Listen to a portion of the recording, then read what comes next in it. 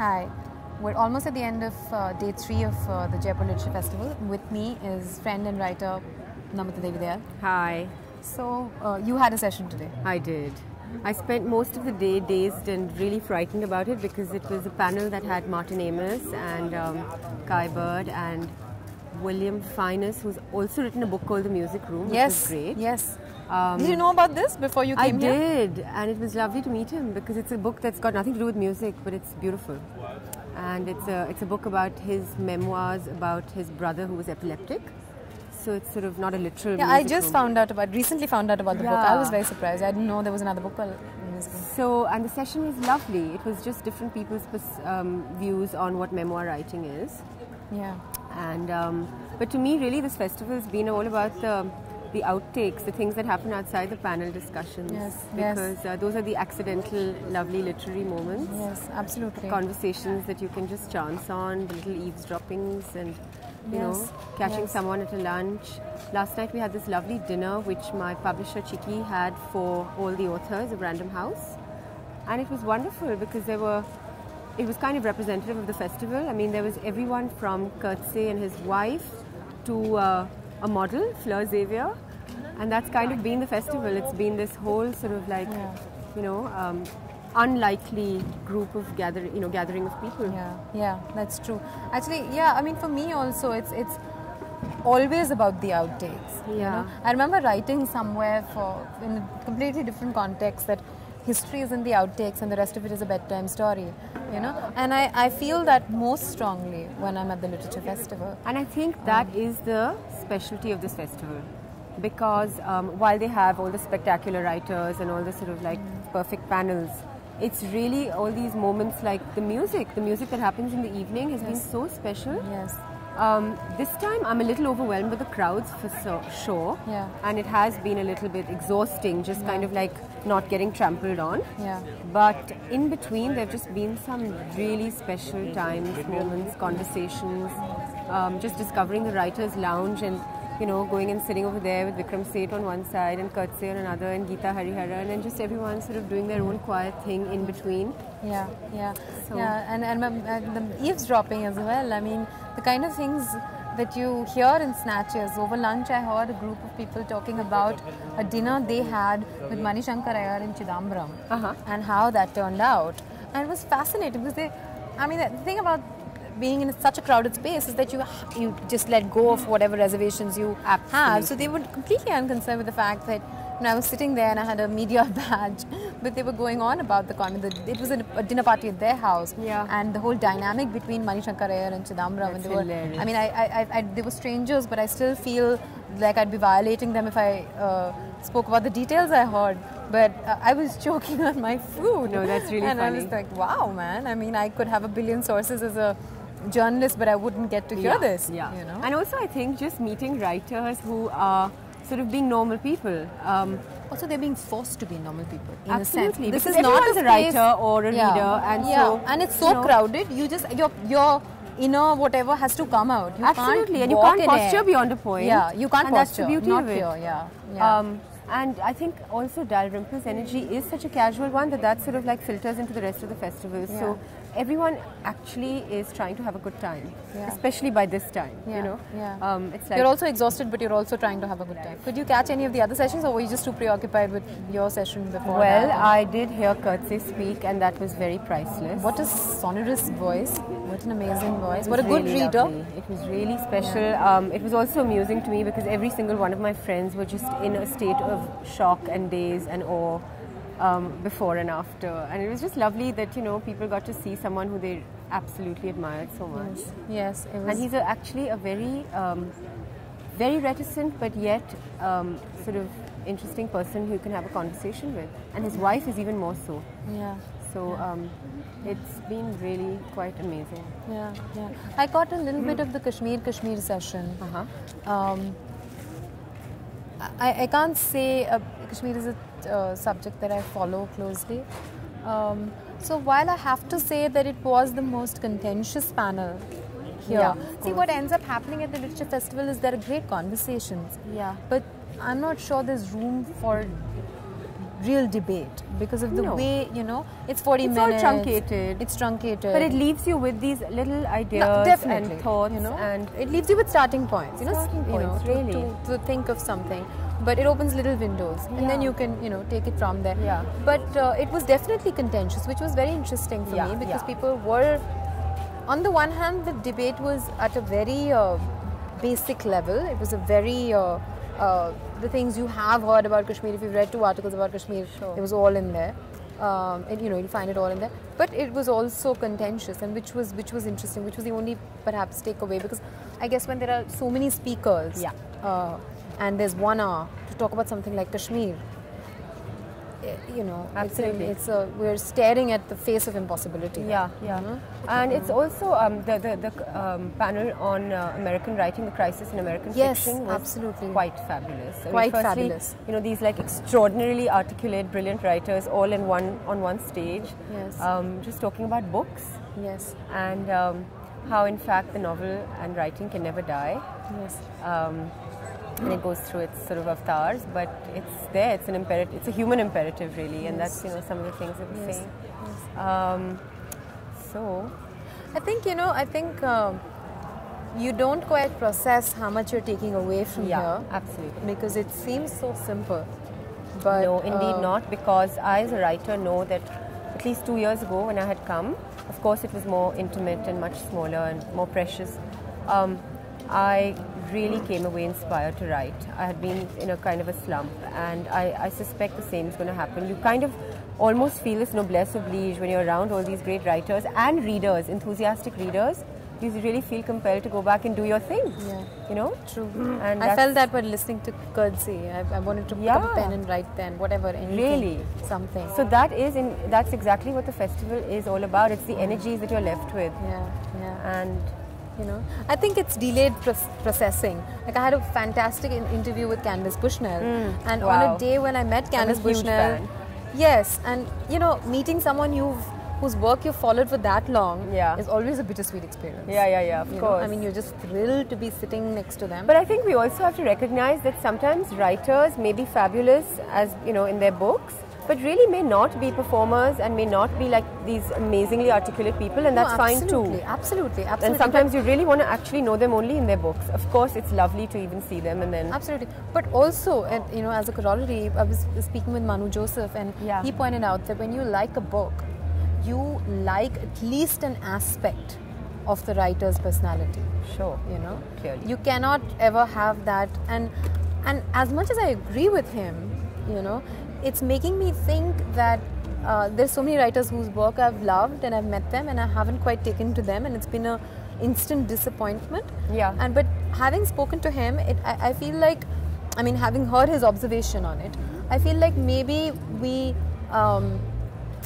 give up too easily because the expectation is so high. We want an instant connect with the way the book is in the... And the writer could just be having a slightly bad head. Sure. But having said that, my point was that I would honor, if given that, you know, what I would ideally like is to spend the whole day to just process having met Candice Bushnell and had a chat with her. But, you know, I immediately moved on to another interview. And so it'll all sort of filter through and later, and it's just these snatches coming back. You know, I was also very moved by the DSC prize. To me, that means a lot. I think it's just wonderful that this young Pakistani, Hussain Naqvi, won it. He clearly, you know, represents our generation of writers, which is just waiting to kind of like break through. And this acknowledgement was a big deal, you know. I mean, clearly all those 5 writers were just fabulous. And there are many more. But just to have this prize, which we can call our own, and not have to like look for some, you know, sort of international prize and endlessly as an endorsement was really lovely. Someone said this to me, and it's a very saccharine, sweet cliche, but it is a point, and you know, it's hard to look away that it's in a sense an Indian prize, even though it's a South Asian prize. How are you? We're in the middle of an Sorry. Goodness. I'm very, very sorry. That's okay. But I will see you. That was also part of the festival, you know. It's just a lot of like, hellos, And that's been quite charming actually, in its own funny, frightening way. Yeah, because we the don't La do it Dolce often. Vita element of the festival. Yeah, yeah. It's very new and it's a little daunting and a little irksome, Yeah. but I think it's It's actually... okay for a couple of days. No, and not just that, it's kind of cute that books have become glamorous. You know, they've sort of really moved out of that intellectual and pretentious space into something that is like way out there. So maybe they aren't readers, but it's just nice. There's this kind of aspirational element to be at a book festival. Yeah. I think it's a first for India. Yeah, sure. You know? Sure, because even in Delhi, even to date, most book events are at a India At a British Council or an India ISC. Yeah. So even So though it's you a have very- wine and cheese as part of it, it's not really this. Not. You know, but And this is a festival, and by definition, a festival is a celebration. space of enjoyment and Yes. celebration. So one isn't here to sort of, you know, really enhance one's intellect that you go home and do when you read the book. But it's really here to sort of, one's here to just participate, celebrate, you know, feel beloved about books and meet people. yeah, meet people. You know? Yeah. Coming back to the DSC prize, someone pointed out to me that it was an an award initiated from India, judged by mostly Indians. Almost nominations were Indians, and it was given in Jaipur and was given to a Pakistani. Sure. And, you know, that kind of It's subcontinental. It's not just Indian. Yeah, it is, and it's a small gesture, but it's nice. It's a very big one, really. Yeah. You know, writers work in very isolated spaces, and I think And the that prize money, the money $50,000, and the acknowledgement and the fact that there's this sort of random businessman who's decided to just go out there and be a patron. It's almost like the way the Maharajas were. They may not have known much about the arts, but their desire to just participate in the cultural space of a era is what is happening here. I was telling someone that, you know, it makes perfect sense to me that DSC is giving out $50,000 to a writer. It's time that the alcohol manufacturers start giving back to the literary world. I mean, there's a lot of free wine and beer flowing, so I think that they're with us. Yeah, I mean, finally, because, you know, we are their greatest patrons. And, It's you know, true. writers have drunk themselves to death. Really? You know, forever. So it's time they start giving back to us. No, I think everyone wants to really be a small part of this, and that's very special. Yeah, actually, you know, I think that's what this festival is managed to do. It's managed to attach an aspirational element to it. There will be downsides to it. Of course. There will be upsides. Like you might to get it. trampled to death. And other stuff as well. I mean, there will be be a lot more chaff. Yeah. And, you know, to be separated from the grain. But there's also that great, you know, finally it's not the Netherlands. Really, it's true. You know? And there's something about it. It might energize the writers in the wrong way and in the right way. Yeah, and there isn't any other, you know, it's just about energy. It's not about a wrong way or right way. Yeah. No, I saying mean, the art that world went through a similar transition, and some horrible things have happened, but also some amazing things. Yeah. No, when I say wrong way, what I mean is that we are also Indian publishing and at least in English literature is going through this for a while now. Has been going through this big boom, and there is a lot of stuff that's happening. I mean, there's a lot of stuff that's being published, and one doesn't know why it is published, or, you know, everyone wants to suddenly be a writer, and that can't all be good. I mean, there has to be. But having said that, you know, it's the great churning myth that there will be, when there is churning, there will be a lot of poison that comes out. There will be, there will be elixir that comes out, but the churning is a good thing always. Yeah, and the arts have to be a non-judgmental space at the end of the day. It's really about different voices and narratives that go out and touch different people. Yeah, the only bad thing is the stillness. You know, that when nothing is happening in the exactly. And like I said, the churning is always good, whatever comes out of it. And I think this festival very, very deftly manages to combine the high lit and the low lit, and that to me is very important, because there are really all kinds of readers out there, and I don't think one can demean anyone. Yeah. You know? Yeah. What are you looking forward to anything tomorrow? I have a session about my new book, Aftertaste, as well as Music Room, with the Shani Doshi, about her book. I actually haven't followed the panel discussions because, like I said, I like to sort of like do the outside things, but I'm sure I'll find something. Well, Kurtse is speaking, so that'll be special. Yes. And I'm sure there's other stuff as well. Yeah, there's always stuff. I mean, everything sounds potentially great. You know? There's popcorn essays. Oh, with yes. Anjum and Jayashree and Namita and Kamala. So that might be interesting.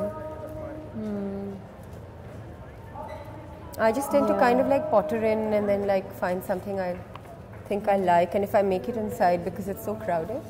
I think what I really, and I've said this earlier, but the two things that I really enjoy is the poetry sessions. I always really enjoy, because that's something you don't get to hear much of. Yeah. You know, and there's so much talk of books and novels. Novels are what you hear about the most. So there's so much stuff written about them that you're constantly in the know of what's coming and what's good, and they're widely available everywhere. Poetry is something that's still not, it's always that one corner in the bookstore, one dusty corner where you'll have 4 books. Even in the best of bookstores, you know, you'll have a vague you always find a seat in the poetry section, so that's you know, an advantage. Yeah, but it's in this space you get to hear some brilliant poetry, and that's always, because that's something that's new in a sense. I mean, you know, so that's good. And I think tomorrow will also be quieter because a lot of the sort of weekend crowd. Yes, I'm actually looking forward to that. Yes, I'm looking forward to that. The other things that I really enjoy, and which is tomorrow, and so I hope I can catch it, are sessions on books themselves. You know, just the love of books. A lot of the sessions are about topics, like topical in the sense, and writing and stuff. But reading is, very few sessions are about reading. Yeah, and to have a writer talk about reading is so special. Yes, you know. So books that made me is a session with Ehdaf and Geeta Hariharan, James Cullman, Pauline Melville, so with Sushila Nasta. So that should be great. Yeah, I hope. I'm looking forward to that. Yeah, me too. So yeah, thank you. Thank you. I am voting we film this. Have you seen the Manyata stuff? What is it? What? I think they might have filmed